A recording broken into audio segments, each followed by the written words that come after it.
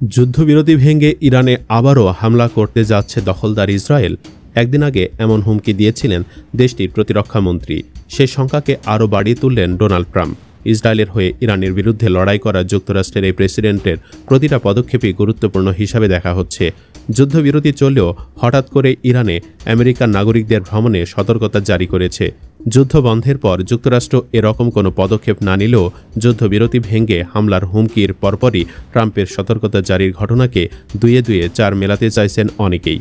সত্যি কি ইরানে হামলার ঝুঁকি আবারও নিচ্ছে ইসরায়েল ও যুক্তরাষ্ট্র, নাকি ইরানকে আলোচনায় আসতে বাধ্য করার কৌশল, তা নিয়েও আছে বিস্তর আলোচনা। ওয়াশিংটন পোস্ট এক প্রতিবেদনে জানিয়েছে, চলমান আঞ্চলিক অস্থিরতা এবং নিরাপত্তা ঝুঁকির প্রেক্ষিতে ইরান ভ্রমণ থেকে বিরত থাকতে মার্কিন নাগরিকদের সতর্ক করেছে যুক্তরাষ্ট্রের পররাষ্ট্র দফতর। বিশেষ করে দ্বৈত নাগরিকত্বধারীদের জন্য এ সতর্কতা আরও জোরালোভাবে আরোপ করা হয়েছে। পররাষ্ট্র দফতরের মুখপাত্র ট্যামি ব্রুস জানান, ইরানে এখনও মার্কিন নাগরিকদের নির্বিচারে আটকের প্রবণতা রয়েছে। তিনি বলেন, দ্বৈত নাগরিকত্বধারীরা গ্রেফতার, হয়রানি কিংবা দীর্ঘদিন আটক থাকার উচ্চ ঝুঁকির মধ্যে রয়েছেন। সে সাথে নিরাপত্তা ঝুঁকিও তৈরি হচ্ছে। সংঘাত পরিস্থিতি এড়াতে মার্কিন নাগরিকদের ইরানে না যাওয়ার পরামর্শ দেওয়া হচ্ছে।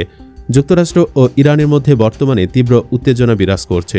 গত 22 জুন ইরান ও ইসরায়েলের মধ্যে 12 দিনের যুদ্ধ চলাকালীন সময়ে যুক্তরাষ্ট্র ইরানের নাতানজ, ফোর্দো ও ইস্পাহান পারমাণবিক স্থাপনায় বিমান হামলা চালায়।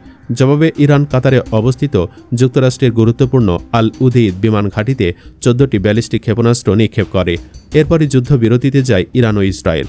যুক্তরাষ্ট্র ইরানকে আলোচনা টেবিলে নেওয়ার ঘোষণা দেয়। যদিও এখন পর্যন্ত ট্রাম্পের সে চেষ্টা সাফল্যের মুখ দেখেনি। আলোচনায় বসতে রাজি হয়নি ইরান।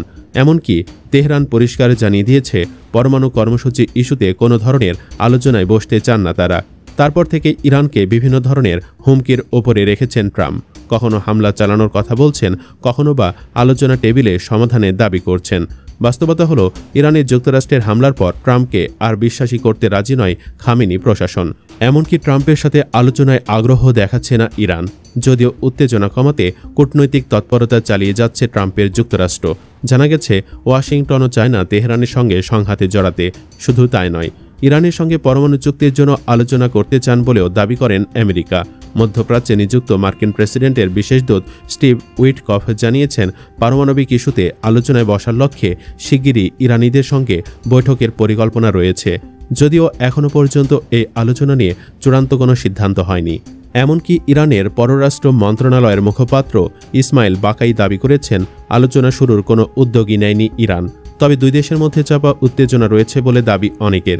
এ কারণে কি চাপ সৃষ্টির অংশ হিসেবে ইরানে মার্কিন নাগরিকদের ভ্রমণে সতর্কতা ও ইসরায়েলকে দিয়ে আবারও হামলার হুমকি দেওয়াচ্ছে ট্রাম্প, নাকি সত্যি আবারও যুদ্ধে জড়াতে যাচ্ছে ইরান ও ইসরায়েল? কমেন্ট বক্সে জানিয়ে দিন মন্তব্য। ধন্যবাদ।